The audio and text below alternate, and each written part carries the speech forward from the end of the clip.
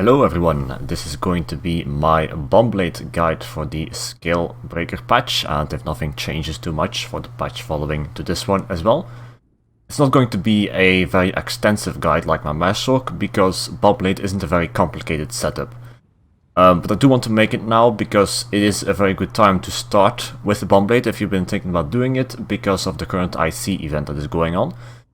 Even though the Zergs aren't as big as in Cyrodiil, it's much easier to set up a bomb with them.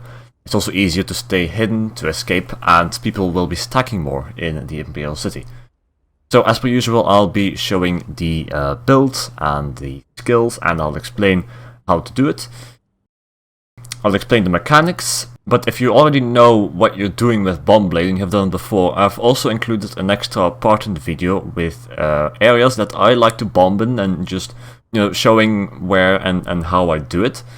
As always, there will be timestamps and build links in the description and also in the Discord. And should you have any questions about this setup, you just post them on the Discord or in YouTube as well. But the quickest answer will usually be on the Discord. Now, before I start with the build and everything, I do want to say a little bit about why I picked up bombing exactly. Because I think it's important to mention that it's the only thing that I can still enjoy playing in lag. And, in this game lag is a very important part of it. Most of the day it's either no action or there is so much action that is starting to lag. And I can't play my regular classes anymore, but the bombblade still works. Because, well, as I said before, it's not very complicated. There's not really any animation cancelling needed to set it up, and, well, also in the time that it lags, usually the biggest Zergs are online, and you will get the largest bombs at that time. Now, let me stress before I start as well that you're going to need a lot of patience for bombing.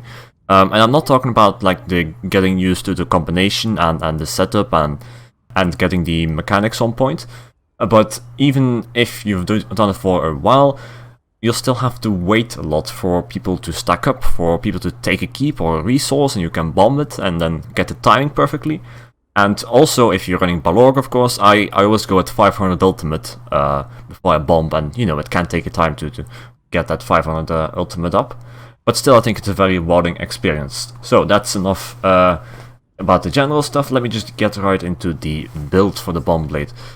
I am a high elf on this character. I think it's the best idea to go with high elf here because of the damage boost that it has. Other options are, well, Breton. I know it's not any like damage race, but if you're playing in Magicka before and in regular 1vx and you're a Breton, like, there is no need to switch to high elf if you want to play bombblade. You will be able to do it with the Breton as well. Obviously, sometimes, high elf is going to get the upper hand, obviously, since it has more damage. But I wouldn't switch races if you're just going to try out bombblade for a bit. The last race I want to mention is Khajiit, which has a little spell crit bonus. That's only an option as if you are running mechanical acuity. If you're running a setup with spinners, I don't advise running it. But if you're Khajiit Nightblade for whatever reason, you could switch to this and try it out as well. It should work. So for the sets, I'm running a Destros Destruction Staff. Like, it doesn't matter, it's fire preferably, even though I have a lightning staff, but I'll explain later why I have a lightning staff. And then on the front bar you have a dual wield. The sets are going to be a 2-piece Balorg, a 5-piece Vicious Death, and then another 5-piece that can be different things, either mechanical acuity or spinners or even War Maiden. But more about that later. Let me start about the weapons here. Now, obviously, bombing, you're going to do that with the Soul Tether Ultimate or the Destruction Staff Ultimate, Eye of the Storm. If you use Soul Tether, you go to the front bar on the dual wield and you proc it there. If you use Destruction Staff, it's best to go with the Inferno Staff and use an Inferno Staff. Now, the thing is, I do not do bombing with the Destruction Staff Ultimate for a very simple reason, because it's more fun for me to bomb with Soul Tether. It's also, I think, easier to get in and out of a fight with that, and it's just more satisfying to blow up a Zerg in a single second. Even though there's obvious advantages to using the Eye of the Storm as a bomb as well. First being that you have more time to finish people off if your bomb didn't kill them all.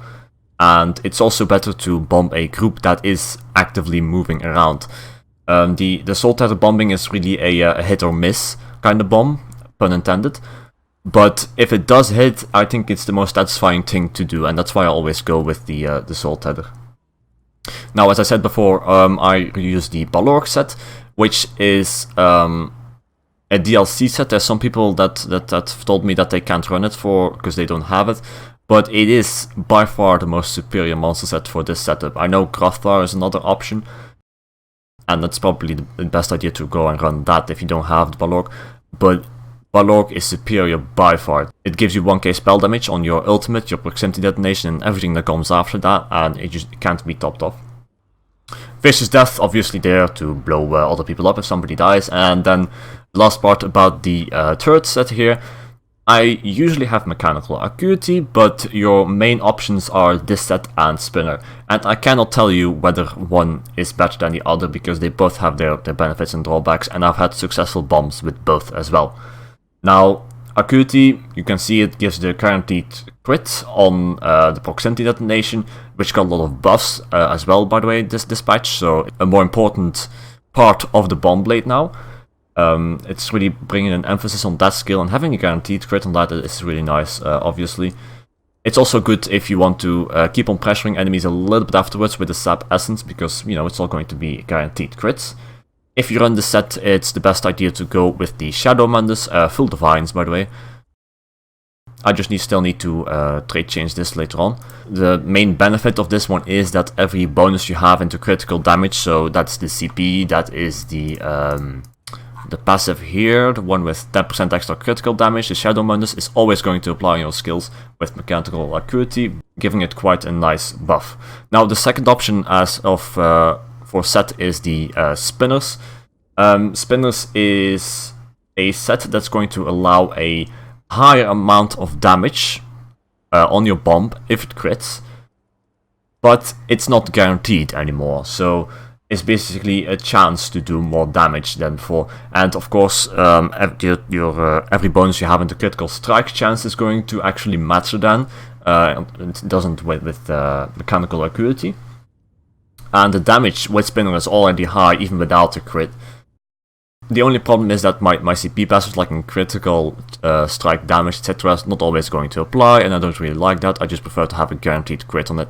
And, you know, as I said before, both of these setups work, so you can literally just roll a dice and pick either of them, and you will manage.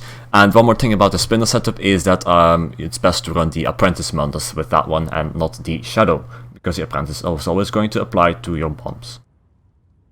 Now, as I said before, you want to have Divines on all your gear, even though I still have 2 impenetrable pieces here. They still need to be changed, that will happen soon. But in any case, for the jewelry, your options are Arcane or Infused. Infused is going to deal, as far as I know, a slightly extra amount of damage. However, the difference is really small, to the point where I don't want to change to Infused. For the simple reason that having a higher maximum Magicka pool is going to allow me to stay in Cloak for longer. And as I said before, you'll need to wait a long time sometimes before people stack up properly, and, you know, your time has come to bomb. And you don't want to be at 5% Magicka when that happens. You want to have a decently sized Magicka pool, obviously, to do that. And even though the, you know, the effect of the jewelry traits for this specific reason isn't too big, it's still worth it because the damage increase from Infused is just very small. Now for the skills on the bombblade, let me start with the front bar. I have Camouflaged Hunter, which is something that came on the bar for this patch, because you see here at the end of the tooltip, you gain minor berserk after you deal critical damage from an enemy's flank. If you are bombing somebody, if you're bombing a group, especially if it's a decently sized group, you will always be attacking somebody from the flank. And that means that if your Soul Tether is then going to proc, you're going to get minor berserk, and that's going to apply to the proximity detonation and the optional sap essences if you cast one afterwards. Then for the second skill, Shade over here, this is the escape skill that you use after you have bombed. It's always nice if you're able to escape. Usually I manage to escape without it by simply doing a roll dodge into Cloak, but more about that later. But with Shade you really have a guarantee to be ported back. They fixed this skill, this patch as well, so it's very reliable now. You have to keep in mind though that if you cast Shade, you will be brought out of Cloak, and that slightly increases the chances of you being detected before you bomb. However, if you start your bomb in an LOS position, this will of course not matter. Then I have Mage Light on the bar as well for the maximum Magicka buff. I have Sap Essence. Sap Essence is the skill I use as some extra burst to finish off people if they, just didn't get blown up by the Soul Tether and Proximity Detonation alone. Then I have Lotus Fan. Now, you just want to have a skill from the Assassination skill tree here for this passive here with the critical damage. Lotus Fan is an option if you're not too good at timing your bombs. So, when you set up the Proximity Detonation and you run into an enemy group, if you were too late and the Proximity Detonation is about to explode before you enter the group, you just do a Lotus Fan into them, and then you'll be sure to hit everybody. Another option you can run here is Mark Target. I don't run that, but it is useful if you can mark target a single target, like if you see some level 15 with 10k health or something, and you can finish that guy off with just the Soul Tether by itself. You're going to get Major Berserk in one of the morphs that lasts for, I think, 5 seconds. In any case, it's going to last long enough to buff up your Proximity Detonation and Sap Essence with that, which is going to be a really strong buff with, obviously. Then for the backbar, I have Invisibility Cloak, like what's it called, Shadowy Disguise, Proximity Detonation. These skills are self-explanatory. Channeled Acceleration. The reason I went for this morph is for the longer duration on the Major Expedition. I've done bombs with the other morph as well, it works, but the benefit of this morph is that you can nicely combine it. So you are in Cloak, you start casting this morph into Proximity Detonation and right back into Cloak, and it doesn't take any more time than if you were just to cast Proximity Detonation and into Cloak. So the cast time doesn't really matter much, but the longer duration on Major Expedition means that even after your Proximity Detonation explodes, you're going to have a Major Expedition buff, and that's going to help a lot to get out of the fight again, to escape afterwards. Obviously, you also do it for the Minor Force, giving you another 10% critical damage on your bomb. Then Dampen Magic is just to have some kind of defense somewhere, because I don't want to die from mobs when I'm farming ultimate. And also sometimes I cast it before I try to escape from the group that are bombed as well. And then lastly, Concealed Weapon. This is just for the increased movement speed while sneaking or invisible. As an ultimate, as I said before, if you want to try Eye of the Storm, you slot that here and you prop it on the backbar, and then you switch to the front bar and you go in. I have Barrier because I don't use that. I just have this for the Magicka Regeneration passive here.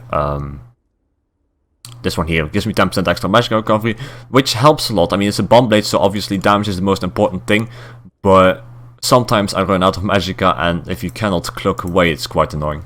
So I have an ultimate that helps me with that as well. Then the combination to do a bomb, it's really simple. Once you get used to the keybinds, this will all go automatically. But it goes like this. So first, I always get the 500 ultimate, so I get the maximum value out of my Balork and the highest damage possible. If you're lazy, you can go with a lower amount, like 300 or 400 ultimate too, it will work. But of course not as much as a guarantee. If you're lazy and rich, there's also potions that give you minor heroism. Those I use quite frequently as well. But you need that dragon blood ingredient for that, and it can be expensive if you don't have the gold for it. So then I will go and cloak around the group until I see my opportunity. They take a flag or they repair a gate or whatever. I'll go seek an ideal point to start bombing, to start setting up the bomb with, and then I use the channeled acceleration into Proximity Detonation as I've shown before. After that, right back into Cloak, I start going into the group that I want to bomb. If I'm not fast enough, you can teleport into the group as well. It's at this point that timing is the most important. You want to know how far you will get with the speed that you have, and then calculate in the 8 seconds you have from the Proximity Detonation, and that way, ideally, you will reach your destination right as the bomb goes off.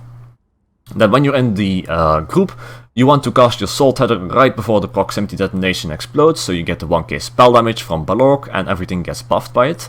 Ideally, you are in Cloak when you cast that Soul Tether, for the guaranteed crit, of course. And then to finish off, I do 1 or 2 sap essences into a roll dodge, and then you can shade back, or of course you die. That's going to happen as well. It's quite frequent in the end that these bombs are suicide bombs.